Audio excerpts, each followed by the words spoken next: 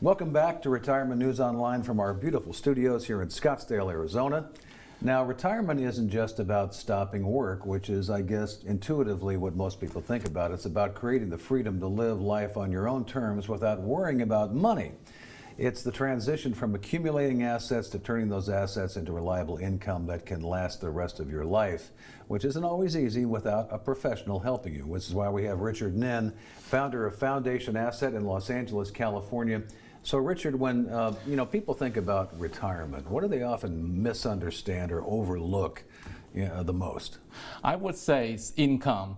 The one thing that people overlook the most, they don't really try to figure out how much can I spend, in retirement. It's come to down their paycheck. I have oftentimes like people asking me, it's like, how I generate that income, from the 401k and stuff like that. They have no clue. So the one thing I would recommend is like before they recommend, they sit down and sit down and write their expense. Like, how much, their like basic and necessaries, like, insurance, home, property tax and stuff like that. When they have that down, and they can figure out the income.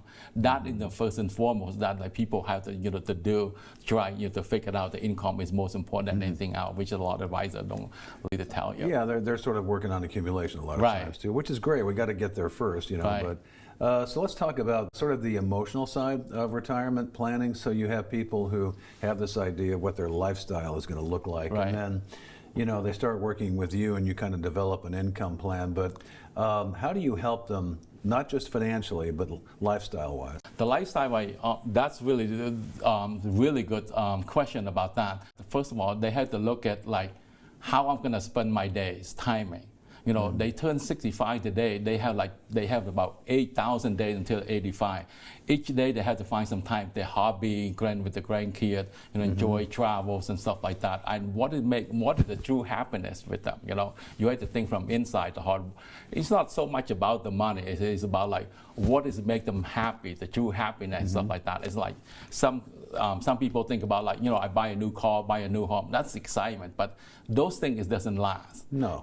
That's when they come to like the true happiness, which is the income, and mid-time just coming in. Like the income is most important than anything else. What do you think about because when you get into retirement, you talk about a lot of people think, well, I'm going to be doing a lot of traveling. They also don't understand that a lot of that travel is going to be to the doctor's office because healthcare risks go up, and then as your lifespan increases, which is what we're seeing right now, more things end up going wrong, and you have to think about healthcare. Exactly. No, that's important. You bring out a good point.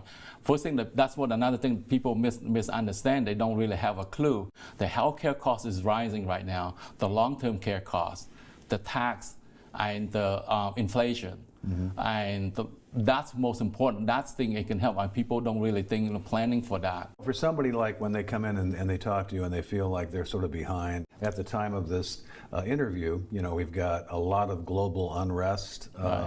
We have a lot of trade issues going on with tariffs and things like that. There's a lot of uncertainty, yet the market has seemed to be fairly resilient in some ways, but who knows? Right. So how do you help people to come in and go, man, I'm just worried, or I feel like, I feel like I haven't done enough yet?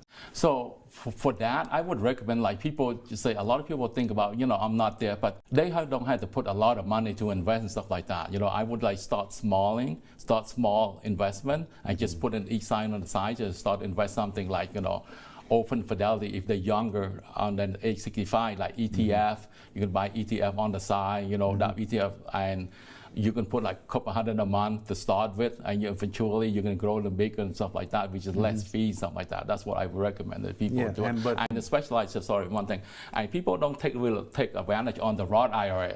With the younger folk, they don't forget about that. Roth IRA, you can grow tax-free forever and things like that. So you don't have deduction, but you have the tax-free forever when they take the money out.